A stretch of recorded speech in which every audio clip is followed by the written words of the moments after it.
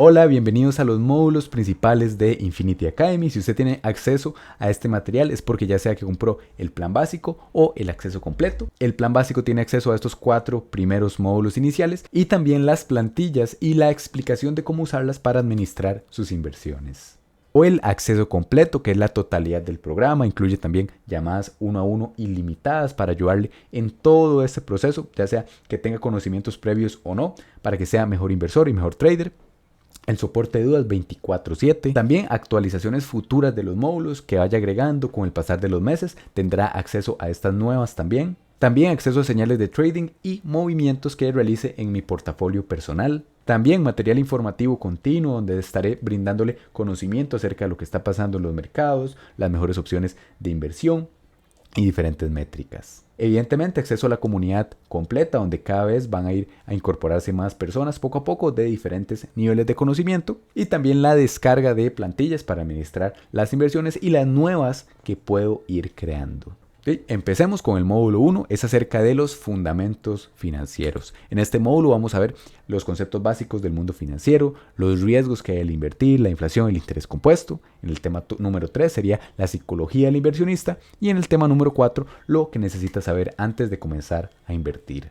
Empecemos con el primero, los conceptos básicos del mundo financiero. Vamos a ver temas como activos pasivos, los principales instrumentos financieros, que son todos estos, la diferencia entre ahorrar e invertir, la diferencia entre invertir y tradear, la función del dinero y la historia del dinero también dentro de la economía, cómo se forman los precios en los gráficos, por oferta y demanda básicamente, pero vamos a adentrarnos más en esto. Los participantes del mercado, cuáles son y los diferentes niveles, y la relación entre capital, tiempo y retorno, que esto es importantísimo.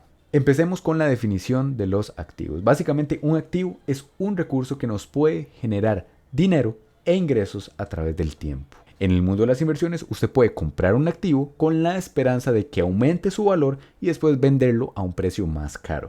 Hay muchos tipos de activos, por ejemplo están las acciones, usted probablemente las ha escuchado, es propiedad de una empresa. Cuando yo compro una acción me estoy adueñando de una muy pequeña parte de una propiedad y los rendimientos que tenga esa empresa también se verán en relación al capital que yo haya invertido. También están los índices, por ejemplo el más famoso es el S&P 500, que es básicamente la bolsa americana que recopila las 500 empresas más grandes de Estados Unidos.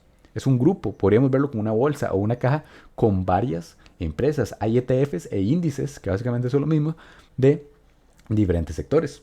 Sector eléctrico, sector de tecnología, sector inmobiliario, y tienen diferentes rendimientos. En el caso del S&P 500 ha sido alrededor de un 10% en sus casi 100 años de historia. También, por ejemplo, el mismo objeto puede significar un activo o un pasivo. Un vehículo de uso diario que simplemente sirve para transporte, que tengo que pagarle mantenimiento, la gasolina, es un pasivo, porque saca dinero de nuestro bolsillo. Ahora, por ejemplo, un vehículo también puede ser un activo, un carro que yo compre para alquilar y me genere un flujo de ingresos constante. O en el caso de taxistas que tienen ese vehículo y les genera ingresos, se podría considerar como un activo. ¿Qué más tenemos? También los bonos. ¿Okay? Un bono básicamente es deuda que usted emite y esa entidad, digamos, esa institución, esa empresa o principalmente ese gobierno le tiene que devolver su dinero más esos intereses. Los bonos más comunes son los de deuda estadounidense. Usted le presta cierta cantidad de dinero al gobierno de los Estados Unidos y al cabo de cierto periodo de tiempo, normalmente suele ser un año, le da su dinero de vuelta más unos rendimientos que suelen rondar entre el 3 y el 4%. También está, por ejemplo, la inversión en metales preciosos, en el oro, que tiene un rendimiento promedio de un 7%. Una casa también puede ser un activo, un edificio. Okay, más adelante. Este tiene un poco de matices, pero las vamos a discutir más adelante. También están las criptomonedas, que pueden tener excelentes rendimientos, pero también grandes pérdidas y hay que tener mucho cuidado con esto. Y básicamente los activos se definen por su función económica. Una acción, un ETF, un bono son activos porque representan un derecho del que hablamos, una participación y ese flujo de ingresos o una devolución futura de nuestro capital. En las inversiones un activo siempre implica riesgo, algunos en mayor medida como las criptomonedas y otros en menor medida como los bonos, pero siempre está ese riesgo, ya que el valor de ese activo depende del mercado, del tiempo y de condiciones más que todo externas. Y como menciono, no existen activos sin riesgo, sino distintos niveles de este. Ahora tenemos los pasivos, que es básicamente cualquier recurso que reduce nuestra capacidad de compra y que recurre en un gasto constante. Como menciono, normalmente va de la mano con salidas de dinero recurrentes, futuras, como deudas, intereses o pagos fijos. Un cargo de uso diario, el mantenimiento es un pasivo. La inversión en real estate, las casas, si es para alquilar, por ejemplo, es un activo. Si es una propiedad que usamos para vivir, tiene revalorización. Evidentemente, cada año vale más, pero también implican gastos de mantenimiento, seguro y diferentes cuestiones que hacen que esté en el medio de los dos. Puede ser tanto un activo como un pasivo. Suscripciones, por ejemplo, que no estoy diciendo que estén mal, simplemente estoy dando el ejemplo de que sea un pasivo a diferentes plataformas, Spotify, Netflix. Estas suscripciones en la mayoría de los casos son un pasivo. También facturas, préstamos, compras básicas del día al día, que igualmente son necesarias, también son pasivos. O incluso lujos innecesarios, que de nuevo no estoy diciendo que esté mal. Evidentemente, si queremos invertir y queremos sacar un retorno de nuestro capital, es para poder disfrutar de ciertas cosas. Eso ya depende de cada persona en lo que se lo quiera gastar. Pero lujos innecesarios también podrían ser considerados un pasivo. Entonces, básicamente, si algo saca dinero de nuestro bolsillo de forma recurrente, es un pasivo. Cuando una persona tiene muchos pasivos, se limitan las oportunidades de inversión en activos. Es importante también diferenciar los activos y los pasivos de los ingresos activos y los ingresos pasivos. Un ingreso activo es el que hacemos un esfuerzo real, un esfuerzo continuo para generar ese capital, y un ingreso pasivo es una inversión, pues digamos, o dinero que nos llega sin la necesidad de estar continuamente trabajando. Entonces tenemos que reducir nuestros pasivos puros, mejora nuestro patrimonio, porque libera el flujo de dinero que tenemos que podemos destinar a activos que sí sean más productivos. Por ejemplo, cierta cantidad de dinero en 20 años invertida a una tasa de interés anual del 10%, es decir, yo invierto $100, al cabo de un año me devuelven 110, pero durante 20 años reinvirtiendo todas esas ganancias hacen que esos $100 se transformen en 672. Y el interés compuesto evidentemente participó mucho en esto. También tenemos, por ejemplo, aportaciones mensuales. Un capital inicial de $0, pero aportaciones mensuales de $100 que equivalen a $1,200 anuales durante la misma cantidad de años, al mismo rendimiento del 10% que nos los puede ofrecer, por ejemplo, la bolsa americana, hacen que esa aportación durante estos años, que en total sería de $24,000, se convierta en $75,000. Es decir, gracias a haber invertido, en este caso es más a largo plazo, también vamos a ver inversiones más al medio plazo, podríamos, en vez de simplemente ahorrando nuestro dinero, podríamos rentabilizarlo y multiplicarlo, en este caso, por 3. Ahora, más a profundidad en cuanto a los instrumentos financieros, tenemos las acciones, que como mencionaba, son la adquisición de una parte muy pequeña de una empresa normalmente, y nuestro capital y cómo fluye va en base a los rendimientos y el precio de la acción de esa empresa. El rendimiento anual es variado. Empresas como Google, Amazon, Tesla, Facebook han tenido excelentes rendimientos superiores al 10% en los últimos años. Pero también hay empresas que tienen pérdidas constantes. No necesariamente por invertir en una acción significa que vamos a ver ganancias recurrentes. Por eso también existen los índices que diversifican el riesgo un poco más. El S&P 500, como mencionaba, son las 500 empresas más grandes del mundo. El VO es un ETF que replica este índice. Básicamente tiene un comportamiento muy similar. El Nasdaq también es un índice. Nasdaq 100 se conoce. Es un índice que recopila las 100 empresas más grandes de Estados Unidos tecnológicas. El QQQ es un ETF de este índice, y los rendimientos suelen rondar el del S&P 500 un 10%. Por ejemplo, el Nasdaq ha tenido un rendimiento anualizado promedio de alrededor de un 17% desde el 2011. Entonces, evidentemente hay variaciones en este índice dependiendo de las acciones que lo conformen. También bienes raíces que tienen un rendimiento alrededor del 7%. Puede ser una casa, pueden ser apartamentos, puede ser un edificio también que se revalorice. Ese 7% es una media. Por ejemplo, hay zonas en las que la revalorización suele ser del 2-3% nada más, y también hay lugares, por ejemplo, de alta demanda turística donde la revalorización de diferentes activos es mayor, en vez de un 7%, un 10, un 15%. Y los bonos, que suelen tener rendimientos de alrededor del 3, un 5%, y estos varían en relación con los tipos de interés en los que el Banco Central de cada moneda decida. Esto es un poco más avanzado y lo vamos a ver más adelante. También están las materias primas, por ejemplo, el oro, metales preciosos como el oro y la plata, el trigo, el petróleo, el café. En el caso del oro y la plata suelen tener un rendimiento alrededor del 6% a largo plazo, pero tienden a tener periodos de corrección más grande en comparación con el S&P 500, por ejemplo. Y ya de materias primas individuales como el café, el trigo, el petróleo, el rendimiento evidentemente es variado. También tenemos las criptomonedas, principalmente Bitcoin es la más conocida. El mercado de las criptomonedas, Bitcoin representa el 60% en estos momentos de todo el valor total. Si nos vamos a la misma gráfica, podemos ver que Bitcoin desde el 2011 ha tenido un rendimiento anualizado del 148%. Al principio, evidentemente, subió muchísimo, por rendimientos de un 1300%, 1400 o incluso un 5500 en sus primeros años, porque tenía una capitalización de mercado muy baja. Pero en una situación más realista sí puede ofrecer rendimientos de un 30% o un 25% anual. Evidentemente hay otras criptomonedas que no tienen los mismos fundamentos que Bitcoin, que son muy riesgosas y pueden ofrecer pérdidas de prácticamente todo el capital. Entonces hay que ser muy conscientes en invertir en esos activos un poco más de riesgo. Está Forex también, que el rendimiento anual es variado. Realmente no es común invertir en Forex con la esperanza de tener un rendimiento de aquí a 5 o 10 años. Más que todo está relacionado con el trading. Cuando usted ve y compara con la moneda de su país, que un euro vale tantos dólares, o que un peso colombiano o con un colón costarricense vale ciertos dólares, ese es el mercado de Forex y es uno de los mercados que mueve mayor volúmenes del mundo. Por eso más que todo se utiliza para el trading, que es la compra y venta de activos, pero más en el corto plazo. Y también la de los coleccionables. Este evidentemente es menos popular y menos conocido que el de las materias primas, acciones, criptomonedas, bonos, pero también es válido. Por ejemplo, algunos relojes se tienden a revalorizar más que el oro y la plata, dependiendo de que estén hechos. ¿Okay? También por el diseño, rendimientos de un 10, 15% anual. También el arte puede tener grandes rendimientos, carros de colección, pero los rendimientos son muy variados evidentemente. Y en esta academia más que todo nos enfocamos en materias primas, criptomonedas, un poco de Forex, acciones e índices bursátiles. Ahora, ¿cuál es la diferencia más clara entre invertir y ahorrar? Ahorrar es simplemente guardar capital, priorizando la liquidez, que es el activo o el dinero que tenemos disponible en ese momento, y hay un bajo riesgo. Digo bajo porque el riesgo de tener los activos en dólares no es cero del todo, como vamos a ver más adelante, algo que se conoce como la inflación, que es la pérdida de nuestro poder adquisitivo con el tiempo, por más que no hagamos ninguna inversión. Y podemos hacer un ejemplo más claro, por ejemplo, una inversión inicial de $0 y simplemente una contribución igual, de lo mismo para no complicarnos, de $100 mensuales, en este caso durante 30 años, a una tasa de interés estimada del menos 3%, que suele ser la inflación en dólares. Hay monedas que tienen una inflación mucho mayor, la moneda más estable suele ser el dólar, por eso vamos a hacerlo en esta moneda. Esta aportación nos daría que al cabo de esos 30 años nosotros habríamos aportado un total de 36,000.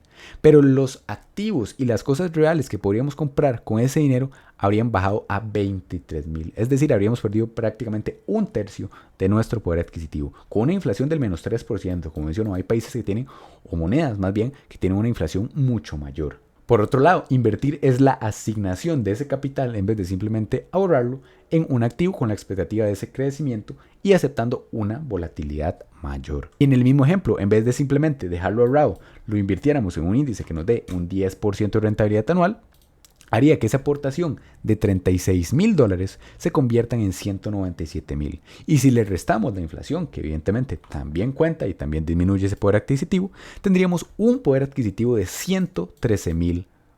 Hubiéramos multiplicado prácticamente por 3 o más de un por 3, me parece, nuestro capital. Y este tipo de comportamiento es el que estamos buscando, la capacidad y la importancia del interés compuesto. Entonces sí, el ahorro está bien, tal vez para objetivos más específicos, a corto o medio plazo. Si quiero comprarme tal vehículo o tal celular o tengo cierto objetivo financiero, está bien ahorrar unos meses y comprarlo. ¿Para qué voy a invertir en activos que son para el largo plazo si tengo un objetivo en el corto plazo? Pero por otro lado, la inversión, ya el capital que sí tenemos predispuesto para nuestro futuro patrimonio, sí tiene que verse más a largo plazo, a vista meses o 5, 10, 15 años. Para las personas que les interese saber cuánto capital tendrían que tener para poder jubilarse con una rentabilidad media del 7%, que es la que nos suele ofrecer la bolsa americana, retirando ese 7%, tendríamos que hacer lo siguiente: calcular nuestro gasto mensual ideal, los ingresos que usted quiera generar de forma mensual, pasiva, ya sean $1,000, $2,000, $3,000, $5,000, la meta que tenga, multiplicarla por 12, que sería nuestro ingreso anual, y después multiplicarla por 15. El monto que salga ahí es el patrimonio necesario para nuestra jubilación. Como menciono, retirando el 7% de ese capital no se acabaría nunca y combatiría la inflación. Incluso se puede retirar un poco más, pero no es lo más seguro. Entonces usted puede hacer el cálculo con diferentes objetivos mensuales para tener más o menos una idea de cuánto capital necesitaría para poder retirarse de forma completamente pasiva. Evidentemente, si logramos tener rendimientos no de un 7% anual, sino tal vez de un 15, un 20, un 25%, ahí la cantidad disminuiría muchísimo. Ahora, ¿cuál es la diferencia entre invertir y tradear? Invertir más que todo se enfoca en tendencias a largo plazo, principalmente más de 5 años, en los fundamentos de cierta acción o de cierto índice y en los ciclos del mercado. Por ejemplo, en el S&P 500 suele ser una inversión más a largo plazo. Evidentemente también hay gente que tradea el S&P 500 en el corto plazo. Esta, por ejemplo, la gráfica del S&P 500 desde el 2008 claramente tiene una tendencia alcista, con sus correcciones en el camino, que aquí se ven pequeñas, pero son correcciones de un 30, 20, 40%. Pero la tendencia es alcista. Entonces, haciendo compras periódicas a largo plazo, se tiene un precio promedio y se logra aprovecharse de este rendimiento. Por otro lado, las hipotecas se podrían considerar también una inversión en el largo plazo. La gráfica de Bitcoin, por ejemplo, el del 2010, tiene una tendencia alcista también, evidentemente con una mayor volatilidad porque es un activo más nuevo. El Nasdaq también, el índice que recopila las 100 empresas tecnológicas más grandes, como vimos anteriormente, una tendencia alcista, evidentemente con sus fuertes correcciones en el camino. Para que se haga una idea, esta corrección aquí fue de un 52%. Esta, que fue el crash de la burbuja.com, me parece que fue superior al 80%, pero en el largo plazo ha tendido a recuperarse y tener mejores rendimientos que el mismo S&P 500. Y el oro también, un activo escaso que no puede ser generado de la nada y que requiere cierto esfuerzo para ser minado, también tiene que tener un rendimiento que combate la inflación. Por el otro lado, un trader o tradear busca movimientos específicos, más en el corto plazo, intentando anticiparse más a esos movimientos del mercado, aprovechando más las subidas e evitando posibles correcciones. Incluso también se puede invertir a la baja en un activo, lo que se conoce como una posición en short. Requiere una gestión de riesgo más activa y un control más estricto del capital. No vamos a arriesgar un 50% de nuestro capital en una operación, ni el 40%, ni el 10%, lo máximo o lo común suele ser un 1, 2, 3%. Entonces, estas son las principales diferencias, más que todo la gestión, que es activa en el trading, y la temporalidad, que es menor en el trading. Ahora, los rendimientos que se pueden obtener tradeando evidentemente son mucho mayores que los que simplemente invirtiendo a largo plazo, pero es más arriesgado. Ahora tenemos la función del dinero en la economía. Simplemente hay que entender que el dinero es un medio de intercambio. Su valor está asociado con los bienes que se pueden comprar con esa cantidad. Y el dinero ha tenido diferentes formas en nuestra historia. Antes se hacía en forma de trueque, por ejemplo, alimentos o incluso animales. Después se fue pasando a una abstracción del valor. Por ejemplo, hay una isla que utilizaba estas piedras de aquí, conocidas como piedras Rai, como medio de intercambio. Después pasamos a metales preciosos como el oro, la plata. Después pasamos al dinero en papel, en efectivo. Después al dinero digital, que es el dinero bancario básicamente. Y estamos en esta constante evolución. ¿Cuáles son las propiedades del dinero para ser perfecto? Tendría que ser escaso, tendría que ser estable, aceptado, portable, es decir, que se pueda transportar, que sea divisible y que sea fungible. Esto quiere decir que cada unidad tenga el mismo valor que otra, que no haya distinciones en eso. Por ejemplo, $1 equivale a $1. El dólar es divisible, sí, se puede dividir en centavos. Hay activos que son más divisibles. Es portable, sí, pero tiene sus limitaciones. Por ejemplo, es aceptado, es relativamente estable. No es escaso, porque como vamos a ver, los gobiernos suelen imprimir, en este caso el dinero actual, que es el dinero en papel y el dinero digital, a cierto ritmo. Y cuando imprimen más de este dinero, que es con la excusa de estimular la economía, que sí tiene sentido, pero no quita el hecho de que disminuye el poder adquisitivo de las personas frente a los activos que sí son finitos, como la ropa, el transporte, la comida, los mismos metales preciosos. Es por eso que el costo de vida tiende a aumentar por esta impresión de billetes. Entonces, específicamente esto es lo que se conoce como la inflación, la pérdida del poder adquisitivo, y varía dependiendo de la moneda. El dólar, como menciono, suele ser alrededor del 3%. El peso argentino, por ejemplo, ha tenido una devaluación mucho más grande, de 2 dígitos, casi de 3 dígitos en los últimos años. Entonces hay que ser conscientes de esto. Y para aumentar nuestro patrimonio es vital combatir contra esta inflación invirtiendo. Ahora, ¿cómo se forman los precios? Básicamente por la oferta y la demanda, que van de la mano con las expectativas que se tiene sobre ese activo. Por ejemplo, en esta gráfica, aquí hubo una alta demanda y unas expectativas positivas, por eso el precio subió. Cuando bajó la demanda y las expectativas eran más bien decaídas, también colaboró a que el precio cayera. Aquí una alta demanda y unas expectativas positivas volvieron a provocar un impulso del precio. Y en esta etapa aquí la demanda ha sido neutra y las expectativas se podrían decir que también han sido neutras. Entonces esto es lo que mueve el precio del mercado, más que todo el sentimiento de los inversores, tanto institucionales como particulares. Es primordial entender que muchas veces el precio que se refleja no es el justo, sino el consenso momentáneo del mercado. Hay acciones que están generando excelentes rendimientos, tienen mucho capital y su precio cae, y hay acciones que tal vez no tienen tantos buenos rendimientos, pero la idea y las expectativas de las personas con respecto a esa acción son muy grandes, por lo que tiende a aumentar y a valer más de su valor justo. Y esto va de la mano con que el mercado se puede mantener muy irracional momentáneamente. Y el precio, lo que indican las gráficas, es nuestra principal herramienta, ya que resume dos cosas: el sentimiento de los inversores y las expectativas futuras. Nuestro objetivo es anticiparnos a esta posible demanda y expectativas. Recordemos, cuando hay una demanda alta, sube el precio. Cuando hay una demanda baja o disminuye, cae. Cuando la demanda es muy baja y empieza a incrementarse, es probable que el precio suba. Aquí también una demanda alta y parece que la demanda se está disminuyendo. Entonces, el movimiento que podemos prever es si empieza a disminuir la demanda, una posible caída, o si por otro lado entra presión compradora aquí y el precio sube. Ese es nuestro trabajo básicamente al invertir. Intentar anticiparse a los movimientos del mercado. No se va a poder hacer en el 100% de las ocasiones, si no todos serían millonarios, pero sí tener unas probabilidades a favor para que se vean reflejadas en el largo plazo. Ahora, específicamente los participantes en este mundo financiero son los fondos de inversión, las instituciones, los traders y los inversores individuales. Pero en realidad todas las personas en mayor o menor medida interactúan e influencian los movimientos que se dan en el mercado. Cuando usted decide no comprar un carro de cierta marca y decide comprar uno marca Toyota, por ejemplo, está influenciando al precio de la acción de Toyota en una medida muy pequeña, pero sí tiene impacto. O cuando usted decide comprar, por ejemplo, gráficas de Nvidia en vez de una de AMD, está influenciando positivamente la cotización de la acción de Nvidia. Entonces, todos participamos en este mercado, evidentemente con diferentes objetivos, diferentes horizontes temporales y diferente capital.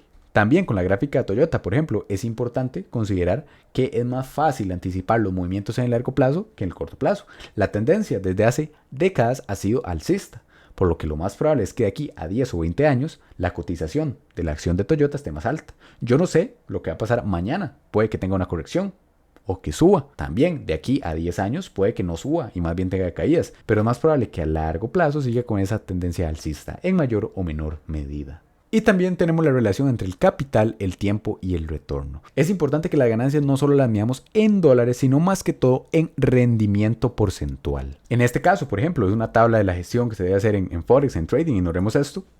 Lo importante es la gestión del capital y la contabilización de esas ganancias en porcentaje. Menos 2%, menos 2%, más 6%. Más a largo plazo, por ejemplo, como menciono, ignoremos esto. Este año tuve una rentabilidad de un 60%. Este año perdí un 15%. Porque, por ejemplo, alguien que diga, no, es que este mes gané $100,000 o $200,000. ¿Pero de cuánto capital? Si empezó con $50,000, es una rentabilidad del 100%, de un 200%. Es grandísima. Pero si esa persona tenía un capital de $10 millones, invertir en activos y sacar $100,000 de $10 millones es relativamente sencillo. Entonces hay que considerar siempre ese capital. Un 5% de $100 son $5 de ganancia. Pero ese mismo 5% en $1 millón son $50,000 de ganancia. Entonces es importante siempre considerar que a mayor capital invertido, menos rentabilidad necesitamos para ver ganancias considerables. Por eso nuestro enfoque también tiene que estar centrado en construir un patrimonio lo suficientemente grande al inicio. Probablemente también con aportaciones mensuales los primeros años, eso depende de cada persona. Y a medida que vaya creciendo nuestro patrimonio, tendremos más ingresos y necesitaremos una menor rentabilidad o un menor riesgo para llegar a nuestros objetivos financieros. También el tiempo es importantísimo. Esperar rendimientos de un 25% mensual es algo muy difícil y extremadamente difícil de conseguir. Mientras que ese mismo rendimiento del 25%, pero de forma anual, sí se puede lograr con una estrategia correcta y con disciplina. Entonces es importantísimo que vayamos entendiendo cada vez más la relación entre el capital, el tiempo y retorno, porque esto en el mundo de las inversiones significa muchísimo.